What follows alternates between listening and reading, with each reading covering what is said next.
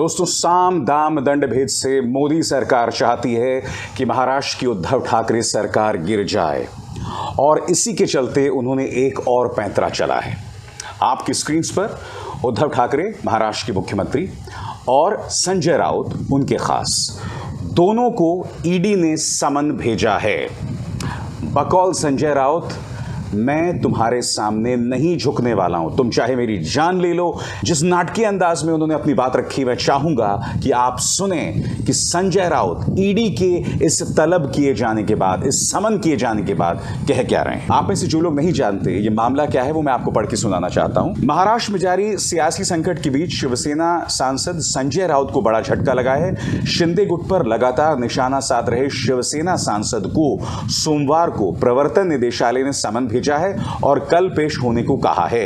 ED की ओर से money laundering में पूछताछ के लिए बुलाया गया है। और मैं आपको बता दूं दोस्तों, इससे पहले ये दो मंत्री नवाब मलिक और अनिल देशमुख दोनों जो हैं इस वक्त ईडी की हिरासत में हैं, जेल के अंदर हैं। संजय राउत जो इस मामले में बहुत ज्यादा उग्र हैं और लगातार भारतीय जनता पार्टी पर हमला बोल रहे हैं, अब उन पर भी ये कार्रवाई की जा रही है। और ये मामला क्या है दोस्तों, ये मैं आपको पढ़ के सुनाना चाहता हूं। बता दें कि प्रवर्तन निदेशालय ने अप्रैल में शिवसेना नेता की अलीबाग की जमीन और दादर का फ्लैट कुर्क करने का नोटिस दिया था। ईडी का दावा है कि गोरेगांव में पतरा चौल पुनर्वास प्रोजेक्ट में बिल्डर ने अनियमितता कर तकरीबन 1039 करोड़ कमाए और उसी पैसे में से 55 लाख रुपए गुरु आशीष कंपनी के एक डायरेक्टर प्रवीण राउत ने संजय राउत की पत्नी को दिए, जिससे संपत्ति खरीदी गई।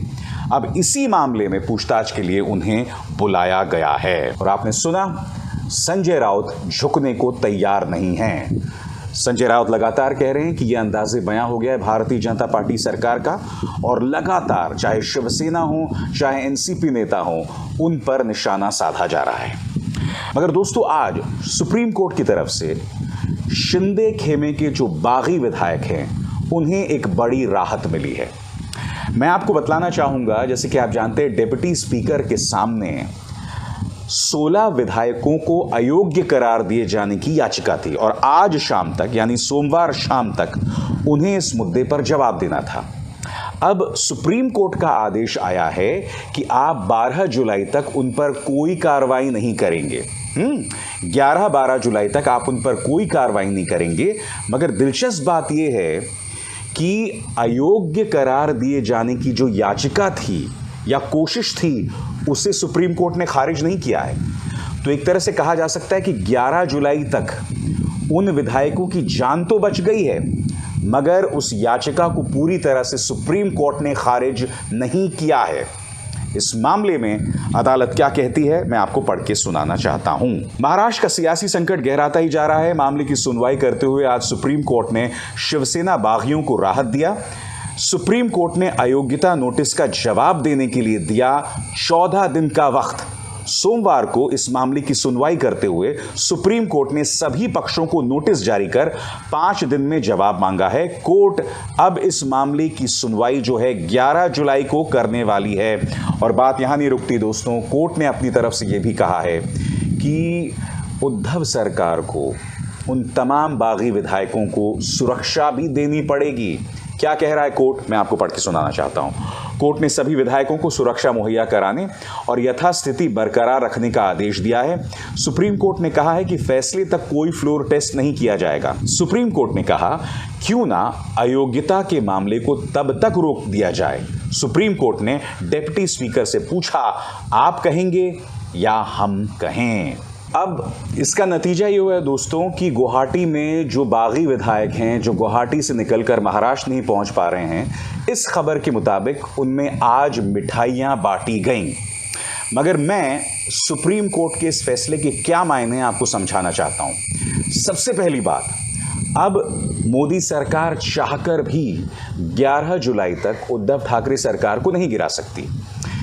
इसके बाद अब एकनाथ शिंदे के सामने एक और चुनौती होगी, क्योंकि आप जानते हैं कि उद्धव ठाकरे खेमा, और सिर्फ उद्धव ठाकरे खेमा ही नहीं, शरद पवार भी ये कह चुके हैं कि एकनाथ शिंदे के कम से कम 20 विधायक हमसे संपर्क में हैं।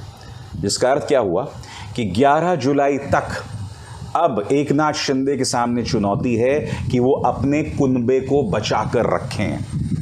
मगर हां, हमें यह भी नहीं भूलना चाहिए कि भारतीय जनता पार्टी भरसक प्रयास कर रही है। इस खबर को देखिए दोस्तों, वडोदरा में देवेंद्र फडणवीस और एकनाथ शिंदे की मुलाकात हुई।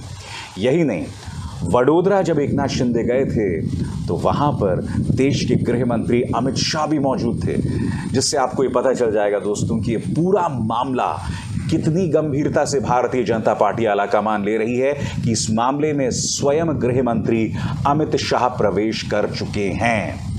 और यही नहीं दोस्तों, इस दौरान उद्धव ठाकरे अपने तेवर लगातार तल्ख कर रहे हैं।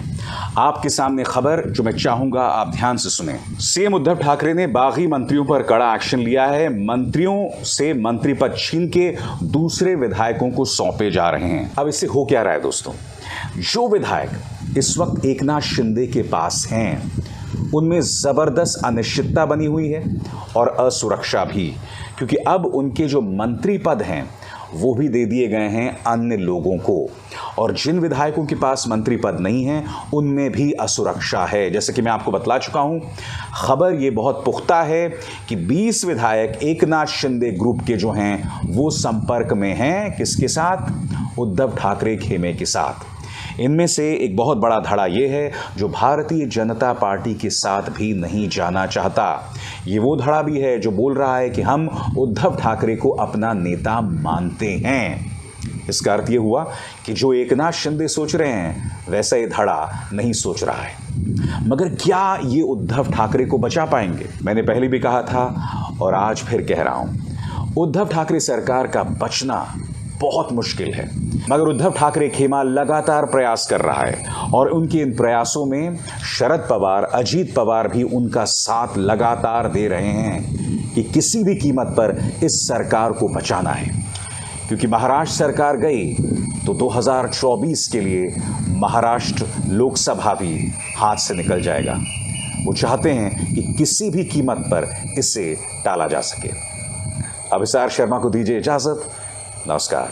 स्वतंत्र और आजाद पत्रकारिता का समर्थन कीजिए, सच में मेरा साथी बनिए। बहुत आसान है दोस्तों, इस ज्वाइन बटन को दबाइए और आपके सामने आएंगे ये 3 विकल्प, इनमें से एक चुनिए और सच के इस सफर में मेरा साथी बनिए।